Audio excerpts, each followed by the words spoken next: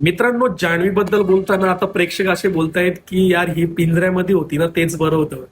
ही पिंजऱ्यातून बाहेर आली आणि ही पुन्हा तिच्या त्याच लायकीवर आली. म्हणजे तिने घनश्याम सोबत जे वागले ती, घनश्यामला तिने एवढं बेकार सुनवले की तिचं कंटिन्यू तोंड चालूच आहे.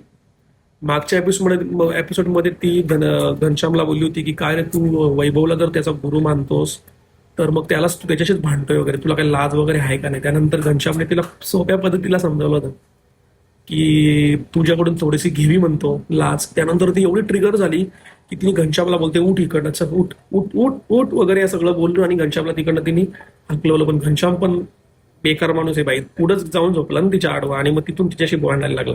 आणि कालच्या एपिसोडमध्ये तर बाबा बाबा यांची खूप जोरात टाकाटाकी झाली. घनश्यामला ती एवढं बेकार बेकार बोलत होती, लाज आहे का तुला, निघ इकडनं, जर माझ्या नादाला लागू नको, हे याला सांगा वगैरे ह्या सगळ्या गोष्टींमध्ये. त्यामुळे आता प्रेक्षकांना असं वाटायला लागले